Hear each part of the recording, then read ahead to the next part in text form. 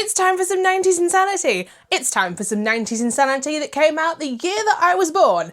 And when I say that this is 90s insanity, I mean it's got feral demon zombie children things in it, and most importantly, a giant zombie poodle, which is absolutely the reason why I picked this movie. But if you don't know anything about the Boneyard from 1991, let me quickly fill you in.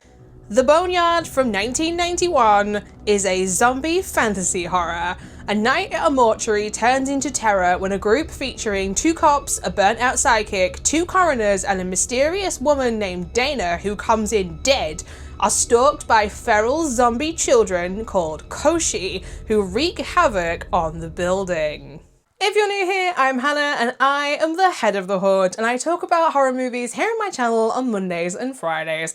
But as always, when it comes to watching movies that I have never seen before, I'm now going to go and watch The Boneyard off camera, so that way if you too want to watch the feral zombie demon children movie, nothing will be spoiled for you, because nobody wants to watch a movie that you've just watched somebody else watch from start to finish, and I keep it spoiler free here on my channel, because nobody, and I mean nobody, likes spoilers.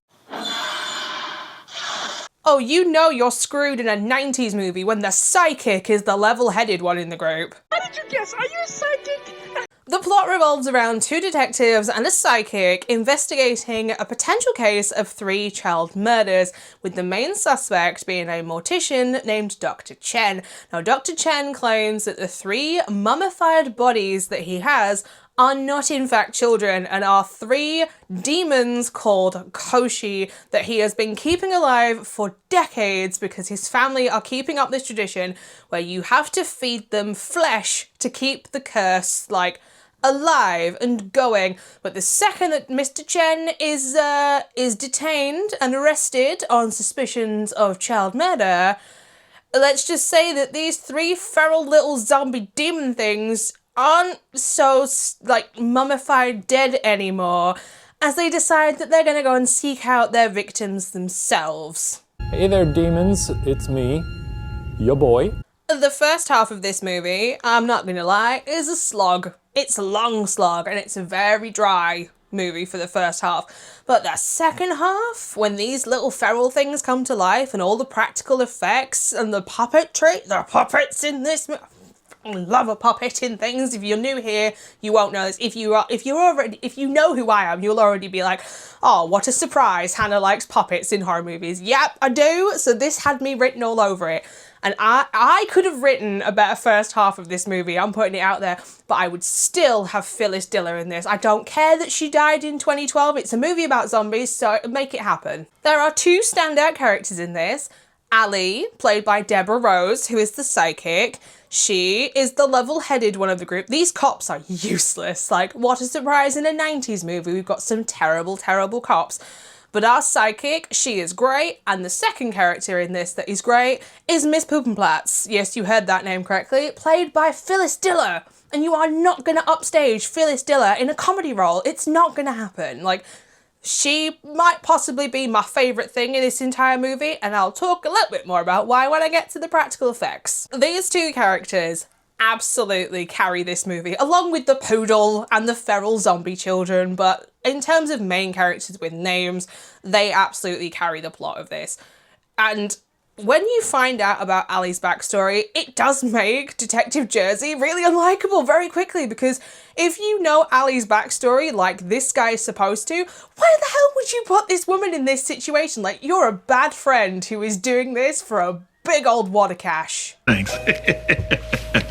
The money don't care, touch him. The feral zombie demon children things in this are deliciously disgusting. And all I can say is it's very obvious that the creative team in this are big fans of Peter Jackson's earlier work. We're talking things like Bad Taste and Meet the Feebles. Brain Dead didn't actually come out until the following year, but there are quite a lot of similarities between the 2 when it comes to its practical effects. But this, in the Boneyard, is like a less gross version of Brain Dead. Like, it's zombies, they're so good. There is a scene in particular in this where the 3 kids are chomping down on their newest victims, and they do a 180 turn to look at Allie, and you can see that these things are like sticky and gooey and kind of gross, and they are so textured. Like, this movie is low budget, but it did not skimp on its practical effects whatsoever. If you're a big fan of practical effects and like full-on prosthetic makeup, which is what the kids are in this movie is going to be a treat for you, because it absolutely is the highlight in this. I actually reviewed Brain Dead here on my channel, so I'll leave it linked somewhere. And like I said, there's some similarities going on between the two, but the puppets, love me a puppet in a horror movie. And it's always a 90s or an 80s movie that's going to give me this goodness. What happens to Phyllis Diller in this? And the puppet version that they make of her is everything. It is my personal highlight for the entire movie, along with the zombie poodle, who is the most feral thing you will come across. I love the zombie poodles! Zombie poodle! All I can say is watch the movie for the zombie poodle. It is in the thumbnail for this video.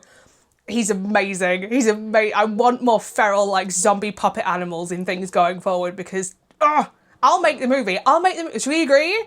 Let's just make a movie involving giant puppets of feral zombie animals, not zombies. If you've seen... No, not that. No. Everybody loves puppets! There's a lot of soundtrack in this, and I mean a lot of soundtrack going on. It's like there's scenes in this where the music is being played quite loudly and the characters are miming at each other rather than saying anything. It's like... we were in school and your friend got sent out of class and you'd mime at each other through the glass like they'd pretend to be walking downstairs or in an elevator. It's like that. It's like the script department went, oh, we can't really come up with something that works here. Just have the actors mime at each other and play some music over the top. In the end, I am actually going to give The Boneyard from 1991 a 3 out of 5 stars.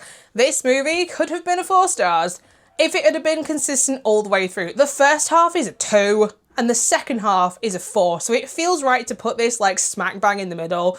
All the practical effects, the special effects makeup, the puppets in this is amazing, and all of that is in the second half of this movie. If you do want to watch this movie, I'll just say stick with it until you get to that part, because it is great once it finds its way in the middle of the movie. If you like Peter Jackson movies, like the earlier movies, but the gross out stuff is just too much for you, try watching this, because it really feels like a Peter Jackson inspired movie, minus all the pus and stuff, like minus the bodily fluids, but all the gooey goodness is still there. But my opinion isn't the only one that matters, which begs the question, should you personally watch The Boneyard from 1991?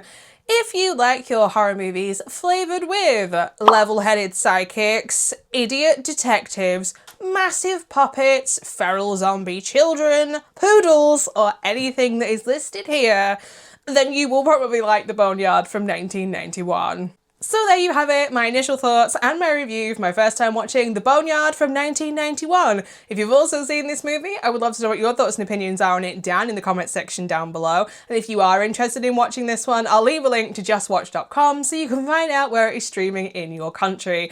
If you would like to know where else you can find me, I am also over on Instagram and Letterboxd at HordesOfHorror, where I post every single horror movie that I watch, not just the ones that I talk about here on YouTube. But speaking of YouTube, I'll be back on Friday, and it is finally time for the Q&A that I was talking about. So if you have any more burning questions that you want me to answer, drop them in the comment section down below, because there is still time for me to feature them in that video. So on Friday, you're finally going to find out more about me, because after 2 years, I guess it's finally time that I talk about myself instead of the movies that I watch. So until next time, bye.